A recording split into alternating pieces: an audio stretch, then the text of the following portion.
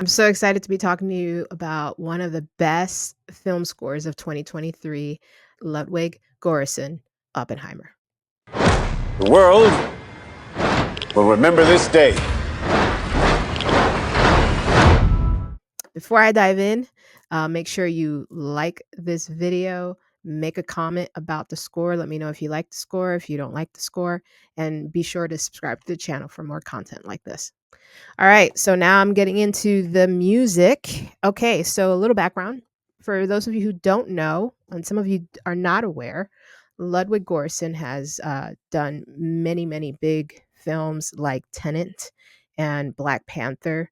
I believe Black Panther is probably one of his popular ones. A lot of people have seen Black Panther. Many people have not seen Tenet, which is a shame because I think that movie is pretty crazy good. Along with the score, it's very. I love what he did with the score for Oppenheimer, and I love what he did with the score with Tenet, and I absolutely love what he did with the score with Black Panther. Black Panther, he went to Africa and he did some research on the sounds of Africa. That's insane. That's like a man that is all in. With Tenet, there was a lot in the storyline where things were reversed. And guess what Gorson did? He reversed some music. He reversed some sounds into the score, which I thought was absolutely brilliant. And with this film, Oppenheimer, there was a lot of emotional elements in the story and in the score. With obviously the use of the violin. Violin was the basis of the score.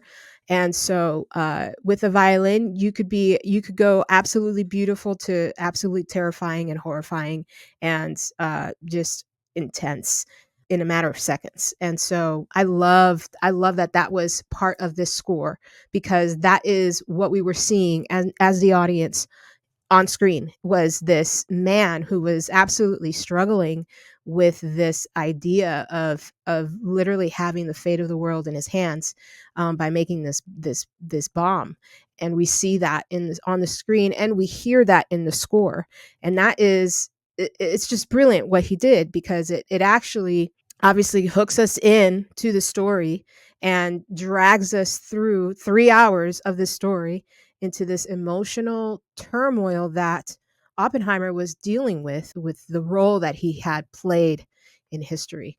And so I'm really excited to get into the first track. Check it out. It's called Can You Hear the Music?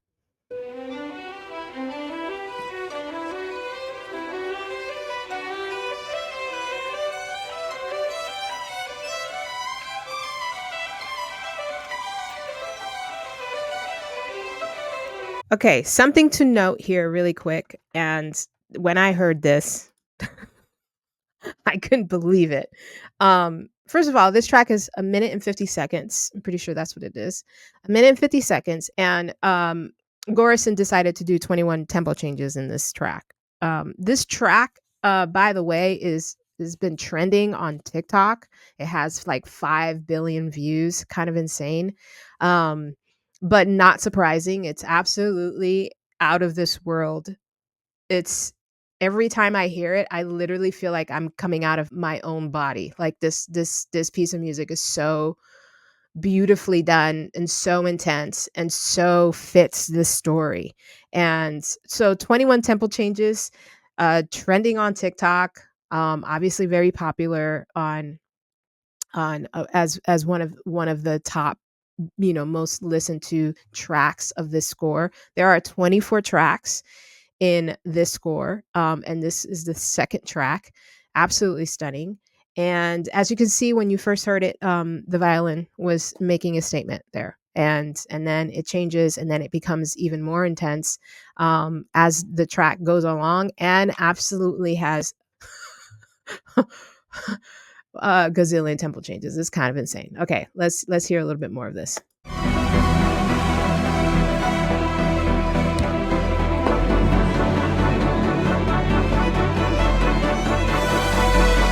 It's so good. It's so good. I could literally sit here and just listen to the whole thing as I'm recording this. But I wanted to share that because one thing I found out about the score is that Gorson and Christopher Nolan. Christopher Nolan is the writer director of Oppenheimer. They both got together and decided that they weren't going to use any kind of drums in the score because for fear of it sounding militant, which I thought was really brilliant. Especially when you're dealing with sonic booms and that kind of like sound in a movie like that. I just think it was such a really great call. But one of the things that Gorson did was he used foot stomp sounds, ticking sounds.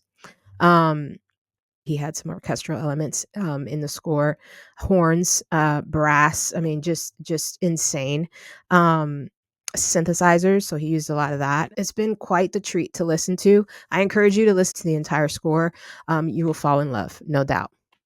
All right. So I think for some of us, we don't, when we go to a movie and we sit down and we watch a movie, we don't think about the music that's playing. And that's what these videos are for, is so that you could actually like go back and really like think about, okay, what was the score and why, what were the choices that were made to help tell the story. And a lot of things with this soundtrack really helped tell the story. And obviously with Can You Hear the Music, that was a scene. I think it was a one of the scientists was asking Oppenheimer if he could, is comparing algebra to music, and one of the things that were said was if he could hear the equation on the page like he would a symphony. And so that's how Can You Hear the Music was birthed. And so of course the tempo changes. It starts off slow and then it's just a violin, and then it increases in speed. Obviously it gets faster and faster. Apparently the tempo changes every 4 bars. And so I wanted to read this really quick excerpt from an article. And this is Gorson talking.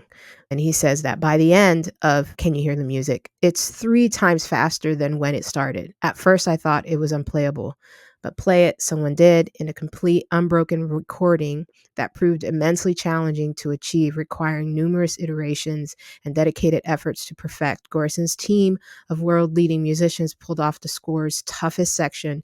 They spent 3 days. He says, we spent 3 days on that one sequence, and it was just astounding to see how it grew. It's just phenomenal. And it's totally suits the story. And so now I want to show you Oppenheimer's theme. And here it goes.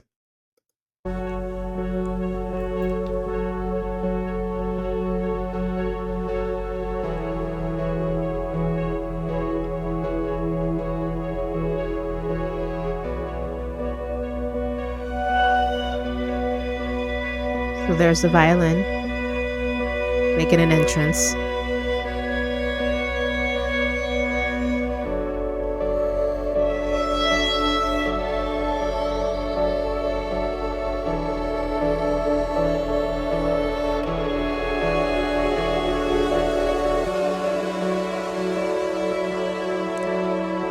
So there's a lot of points uh, in the music where it's super pretty and just beautiful, and then it gets really chaotic and horrific and almost neurotic, which is so perfect for the character Oppenheimer.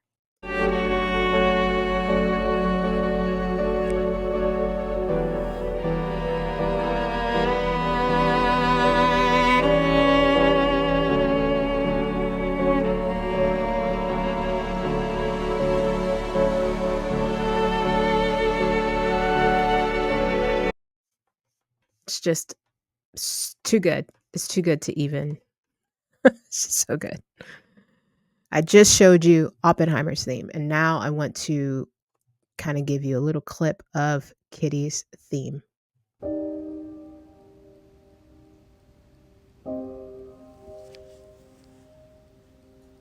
There's 2 tracks and this one is Kitty Comes to Testify.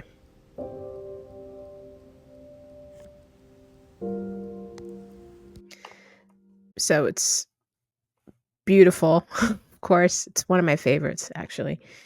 But then it gets a little cray cray. there's a scene in the movie where she is actually testifying, and she's sitting there, and it's initially it's just like, whatever, and then it gets really intense, and then it gets just crazy. Um and that's kind of where this track kind of goes. It kind of goes into this place right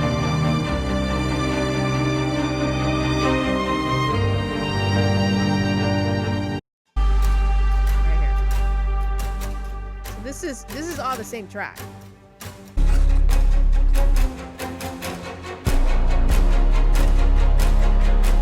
If you have seen this on IMAX, that was the best choice. And and if you can, you should. I went to see this on IMAX, and I was on the edge of my seat in the scene. And the music actually, like, literally makes you move forward, and you know kind of draws you in. And that is what makes a great score is when the music is not just there for background. Like, the music actually becomes a character in the story. And that is what Gorison accomplished with the score. And I'm so impressed, and he deserves all the awards. Not just him, but literally anybody and everybody that was involved in this film deserves all the awards.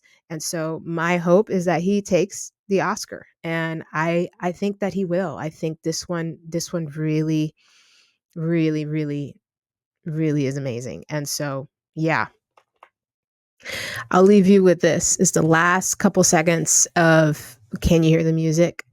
If you have the ability, go watch this film, go listen to this score. You will absolutely fall in love with it. Gorison did such a phenomenal job. He and his team.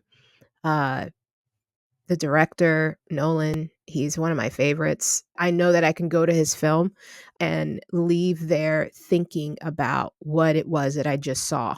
And that for me makes great cinema, when I'm not just there to be entertained, I'm there to think.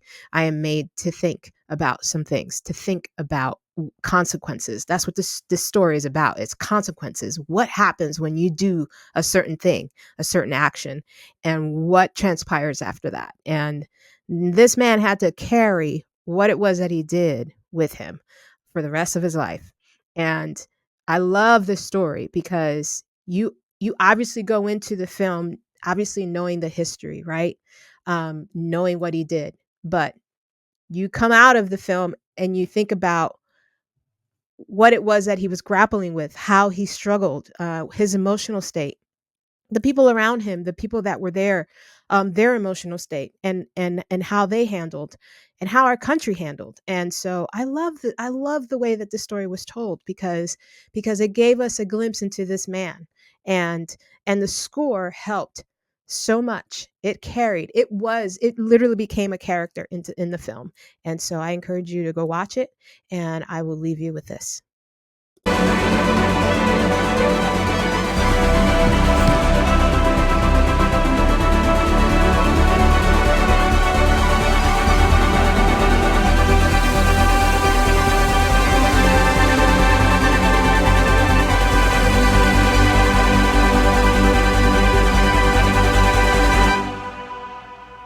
Until next time.